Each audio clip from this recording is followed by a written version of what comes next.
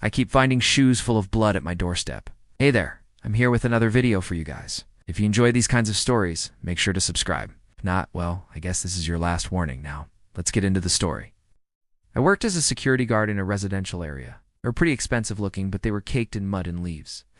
Like he had been running through the park next to our complex for a while.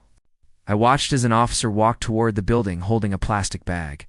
He knocked on the door and went inside. Sure enough, I saw the kid drop the shoes. But that's not where things got weird.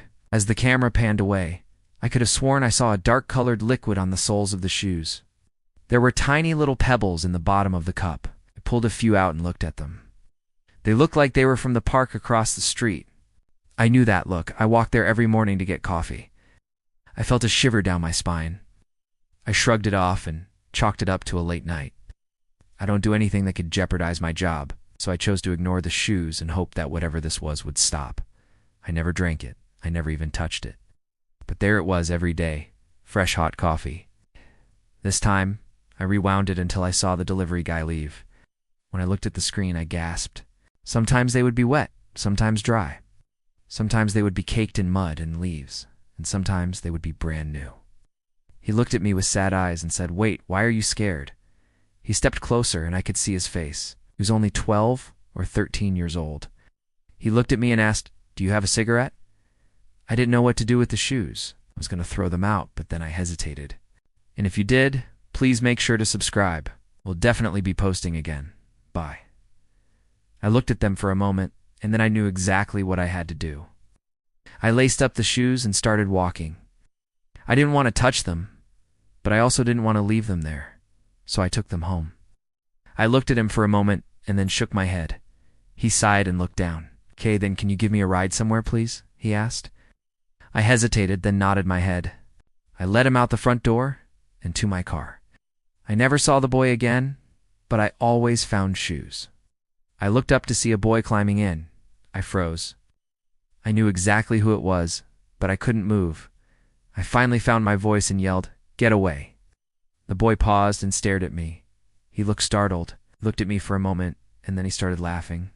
He jumped into the room and said, "Got you?" I screamed and he kept laughing. The other guards at the building knew about it. He would even joke about it when I came in. But nobody else saw the cameras like I did. Nobody else saw the boy. I'm a grown-ass man freaking out over some shoes in the parking lot. I shook my head and walked to the window.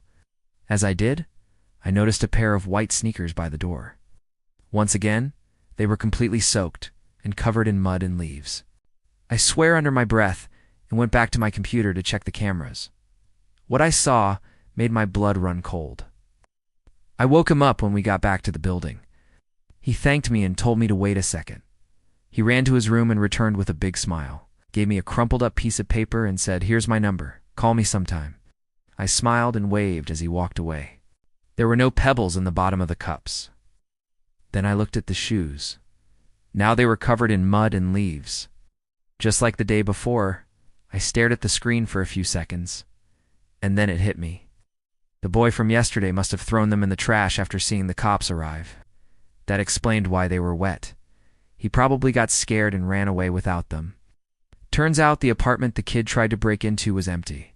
When I walked in, I noticed those same shoes sitting on my desk.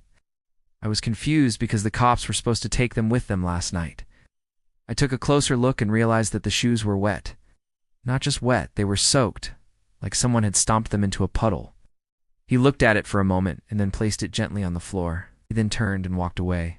I watched him for a few minutes, but he never came back. I decided to ignore them and pretend I didn't see anything. Maybe I could just pretend that this whole thing wasn't happening. Maybe if I ignored it long enough, whatever it would eventually go away. And once again, there were 2 fresh coffees waiting for me. His mom was overseas, and his dad was in jail. So we weren't sure where he could have possibly gone. I told the police about the shoes, and they asked if I could go with them to see if they were still there. But like I said, I was about to start my shift, and I was needed at the front desk. So I told them they would have to be a bit longer because I couldn't leave. They thanked me and left. I put them near the door where the maintenance worker would pick them up in the morning, and that was that. It's kind of boring. So I spent most of my time reading comic books or just playing games on my phone while sitting in my little booth. When I got there, I noticed the shoes were gone, and 2 fresh cups of coffee sat on my desk. I smiled and went about my day. I thought maybe the maintenance worker who picked them up, cleaned them up, and put them in his office. One night around 2 a.m., I heard some movement outside.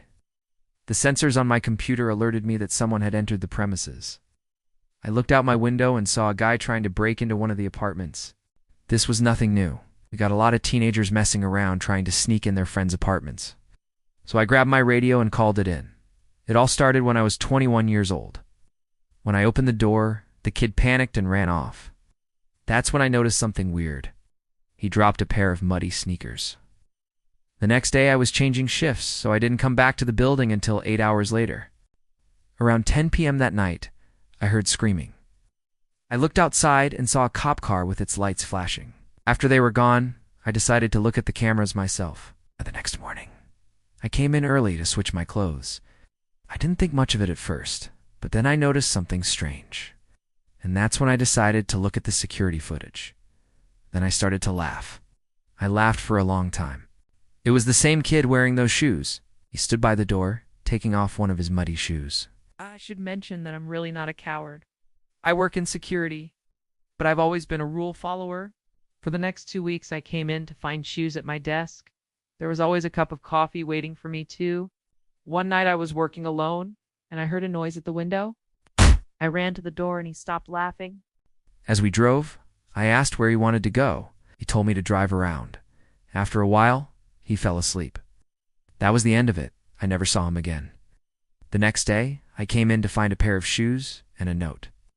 The note simply said, "Thanks for the ride." A few days later, I was going through some old boxes in the basement and I found a pair of muddy shoes. Wow. Thanks for listening to my story. Hope you enjoyed it.